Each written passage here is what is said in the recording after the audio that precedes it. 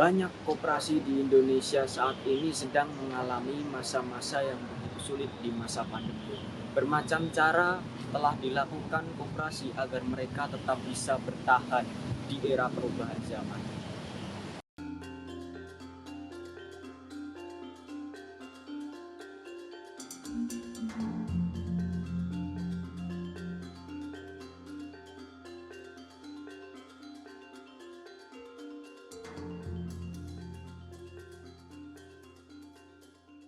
Koperasi di Indonesia pertama kali didirikan pada tahun 1886 di Lewiling, Purwokerto, Jawa Tengah. Raden Ngabai Arya Wiriatmaja serta rekan-rekannya mendirikan bank simpan pinjam yang digunakan untuk membantu masyarakat dalam menghadapi lilitan utang. Pada mulanya, koperasi didirikan karena dua faktor. Faktor pertama, yaitu digunakan untuk membantu pemerintah dalam mewujudkan masyarakat yang adil dan makmur. Yang kedua, membantu mensejahterakan masyarakat, terutama bagi anggota.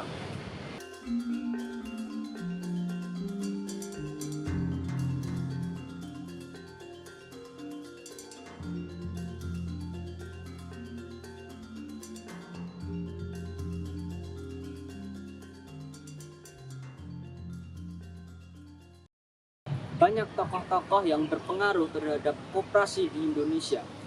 Yang pertama ada Raden Arya Wiriatmaja selaku pencetus koperasi sehingga koperasi tersebut bisa ada di Indonesia. Kemudian ada Dr. Andes Muhammad Hatta, wakil presiden Indonesia yang pertama sekaligus sebagai bapak koperasi Indonesia. Yang ketiga ada Dr. Sutomo yang selaku pendiri koperasi konsumsi rumah tangga serta rakyat jelata. Kemudian ada Agus Sudono selaku pendiri koperasi yang memperjuangkan hak-hak pekerja atau koperasi karyawan. Kemudian ada Profesor Dr. Edi Suwasono selaku Ketua Himpunan Koperasi Indonesia pada tahun 1988 yang mampu membawa era perkoperasian dari zaman 80-an hingga saat ini.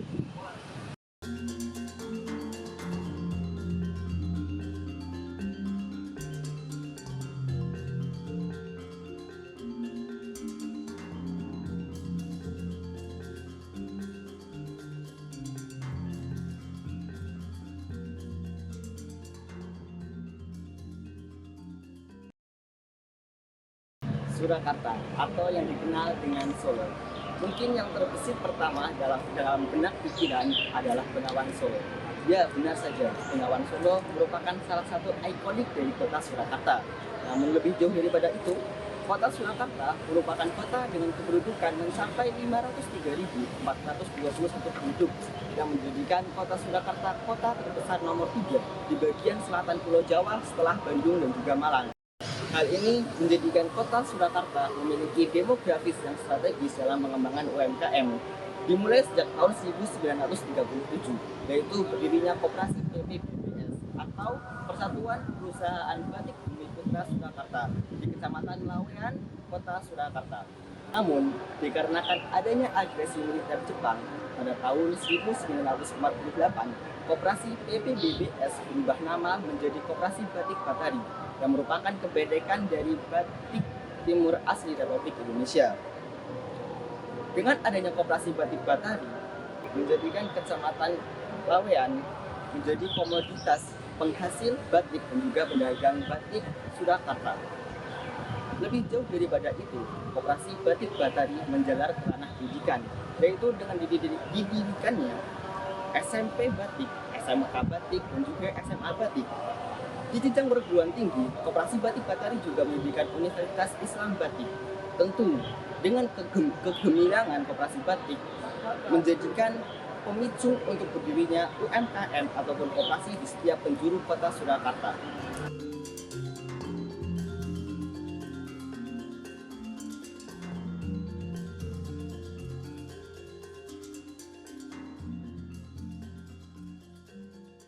Apa yang Anda pikirkan ketika saya mengucapkan kata pemuda? Mungkin Anda berpikir tentang usia atau kemampuannya. Menurut Undang-Undang Nomor 40 Tahun 2009, pemuda adalah warga negara Indonesia yang memasuki periode penting pertumbuhan dan perkembangan yang berusia 16 hingga 30 tahun. Sedangkan menurut Taufik Abdullah, pemuda adalah generasi baru dalam sebuah komunitas masyarakat untuk melakukan perubahan ke arah yang lebih baik. Sedangkan menurut pandangan Islam sendiri, pemuda merupakan seorang hamba yang masih kuat secara fisik dan mental, yang masih memiliki banyak kekuatan untuk mengoptimalisasikan dirinya. Bahkan Islam menyebutkan secara spesifik tentang pemuda dalam beberapa kisah hikmah dan pesan, di antaranya hadis Nabi dan juga ayat Al-Quran. Jadi kalau bisa saya simpulkan di sini, pemuda adalah warga negara Indonesia yang berusia 16 hingga 30 tahun yang masih kuat secara fisik dan mental untuk melakukan perubahan ke arah yang lebih baik.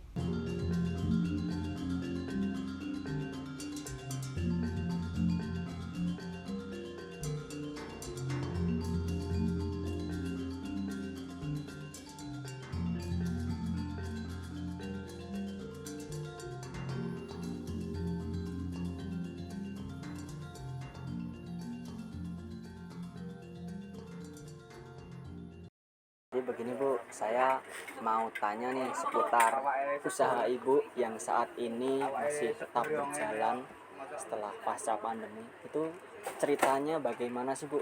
Dulu pas masa pandemi hingga saat ini menuju masa era new normal itu kiprahnya seperti apa?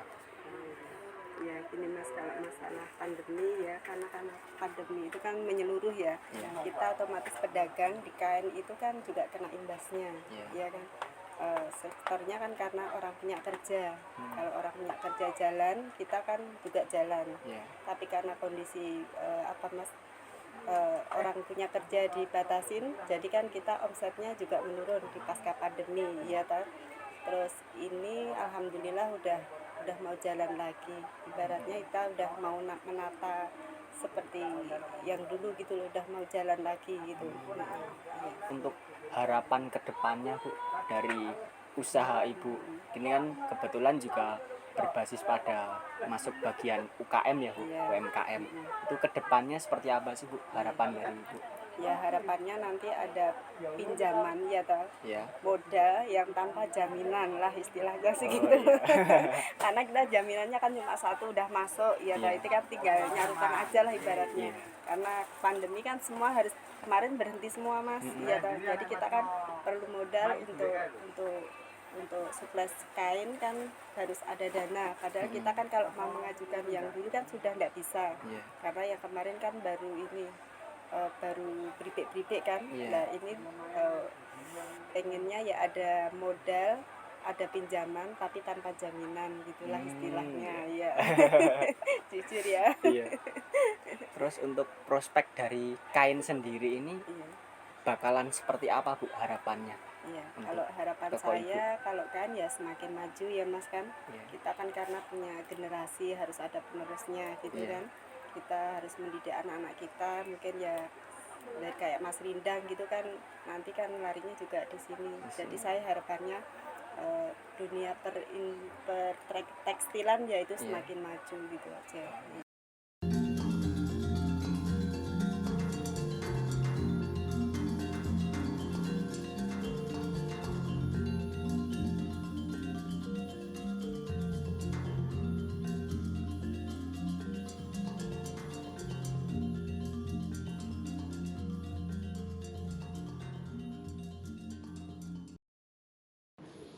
Kondisi koperasi maupun UMKM yang ada di sekitar wilayah kita Surabaya ini, kalau menurut pemahaman saya berdasarkan data-data kuantitatif cukup mendapatkan perhatian yang serius. Artinya contoh data November 2021 bahwa ada sekitar 590 koperasi, tapi yang aktif ya yang menjalankan aktivitasnya ada sekitar 176 koperasi. Tentu ini sesuatu hal yang harus kita perhatikan secara serius. Kondisi UMKM apalagi terdampak COVID-19 ini luar biasa. Tapi new normal ini mulai menggeliat UMKM, jadi ada banyak sekali di bidang kuliner, kemudian di bidang fashion itu sudah mulai menggeliat gitu ya, dan ini diharapkan pertumbuhan mulai membaik. Bagaimana menarik minat bagi teman-teman milenial, pemuda tentang koperasi dan UMKM? Kalau menurut pemahaman kita semua, tentu kita akan mengenalkan koperasi, mengenalkan jenis-jenis UMKM kepada milenial, generasi muda secara dini. Bisa dengan citra modern seperti adanya sosial media, kemudian dunia digitalisasi, gitu ya, teman-teman milenial yang sangat akrab dengan dunia itu. Maka ajak juga para tokoh-tokoh, para figur, ya, karena teman-teman milenial apa yang dilihat, kemudian apa yang didengar, apa yang dibaca, gitu, kemudian apa yang difigurkan, itu biasanya akan diikuti. Nah, makanya hal-hal yang positif bisa dimasukkan dalam digitalisasi ataupun dengan cara promosi ataupun event-event yang sangat spektakuler, event-event yang meriah yang bisa menarik generasi muda supaya mengenal lebih jauh tentang koperasi dan UMKM. Adapun bentuk-bentuk kontribusi bagi para pemuda tentang koperasi maupun UMKM itu kita harus berperan aktif juga. Bagaimana melibatkan para pemuda dalam setiap kegiatan-kegiatan event koperasi maupun UMKM dan mengenalkannya sejak sedini mungkin. Dan tak lupa ada duta koperasi, ada duta UMKM atau award di bidang koperasi atau bidang UMKM agar bermunculan generasi muda untuk mencintai dalam tanda petik sebagai passion masa depan mereka nanti. Kenalkan secara dini tentang socialpreneur, kemudian technopreneur kepada teman-teman generasi muda.